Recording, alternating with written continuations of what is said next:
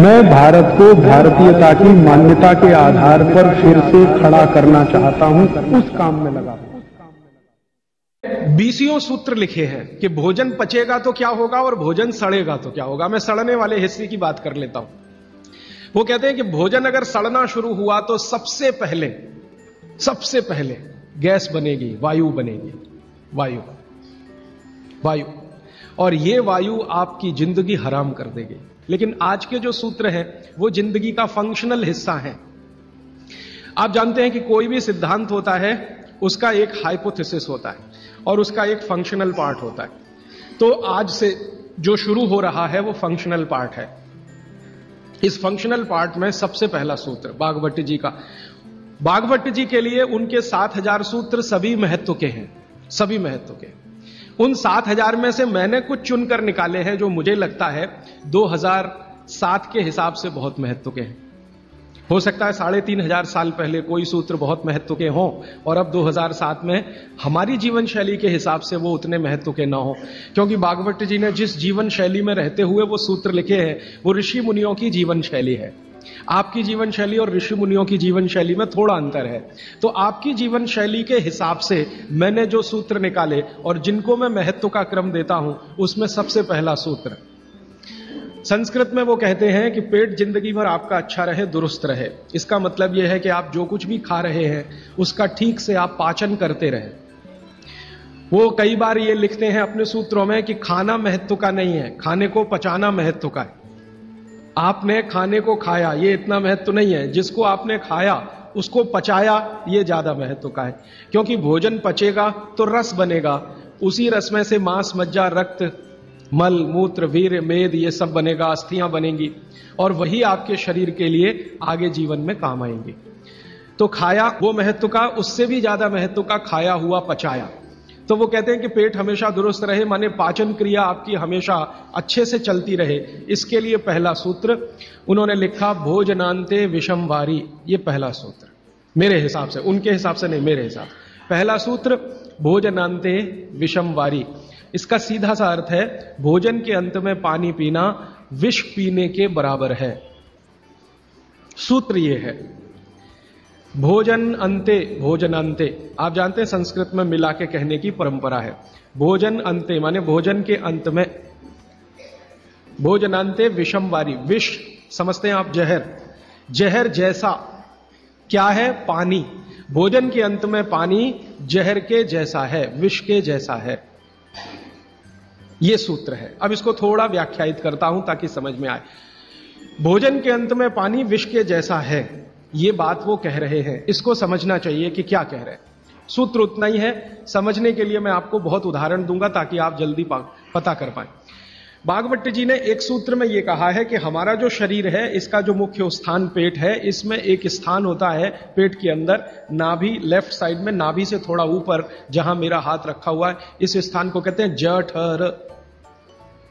संस्कृत में कहते हैं जठर, हिंदी में कहते हैं आमाशय।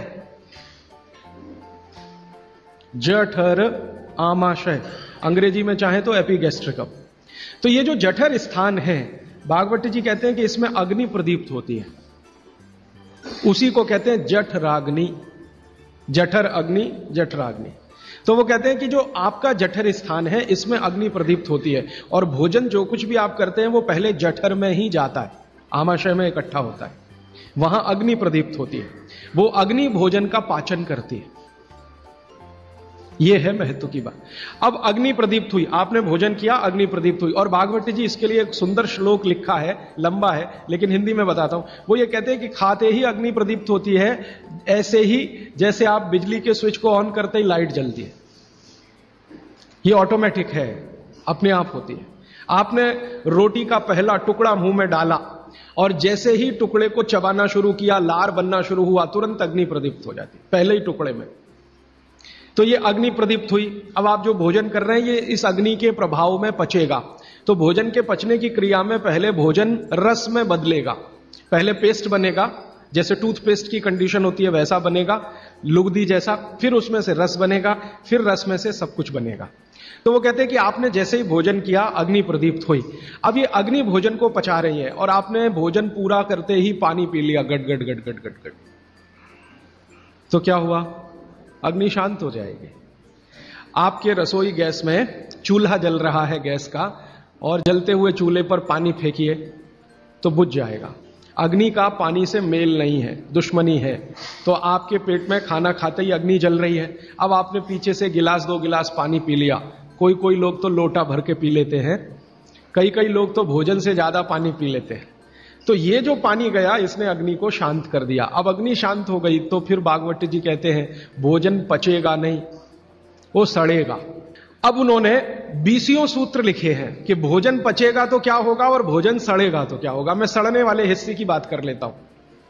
वो कहते हैं कि भोजन अगर सड़ना शुरू हुआ तो सबसे पहले गैस बनेगी, वायु बनेगी, वायु। और ये वायु आपकी जिंदगी हराम कर देगी। और ये वायु की तीव्रता जब बढ़ेगी तो गले में जलन होगी, छाती में जलन होगी, पेट में जलन होगी। फिर और ज्यादा तीव्र अगर ये हो गई वायु तो ये शरीर में जाएगी, घूमेगी, क्योंकि वायु को पकड़ना मुश्किल है, जहां स्थान मिलता है वहीं जाती है। तो ये वायु पूरे शरीर में घूमेगी तो सिर घूमेगा, आपको चक्कर आएंगे, सिर में दर्द होगा, पीठ में भी दर्द हो सकता है, हृदय स्थान पे भयंकर दर्द हो सकता है। कई बार तो इतना दर्द होता है कि आपको लगेगा कि हार्ट अटैक आ गया, लेकिन वो वायु का दर्द है, हार्ट अटैक नहीं। और ये जो वायु बनी भोजन के सड़ने से, इसी वायु में से भागवत जी ने सूची बनाई है कि 103 रोग पैदा होंगे। 103। सबसे पहला रोग है उसमें एसिडिटी, हाइपर एसिडिटी। ज्यादा दिन अगर आपने ये चक्कर चलाया पानी पीने का तो अल्सर, पेप्टिक अल्सर, और ज्यादा दिन चक्कर चलाया तो बवासीर, मूढ़व्याध, भगंदर, ये सब रोगों की सूची है। और अंत का एक रोग है कैंसर, कर्क रोग। 103वें नंबर पर उन्होंने लिखा है कर्क रोग। माने एसिडिटी से शुरू होकर आप कैंसर तक की यात्रा कर सकते हैं। तो वो ये कह रहे हैं कि जिस काम से वायु पैदा हो और वो वायु आपके सड़े हुए भोजन में से निकले, और बाद में भागवत जी कहते हैं, वो भी बता देता हूं, वो दूर का सूत्र है लेकिन यहीं पे ले आता हूं उसको, कि आपका जो भोजन सड़ेगा, इसको ध्यान से सुनिएगा, तभी भोजन में से, भागवत जी के शब्द दूसरे हैं, मैं आज के शब्द इस्तेमाल कर रहा हूं, तभी कोलेस्ट्रॉल बनेगा। सड़े हुए भोजन का ही बाई प्रोडक्ट है कोलेस्ट्रॉल।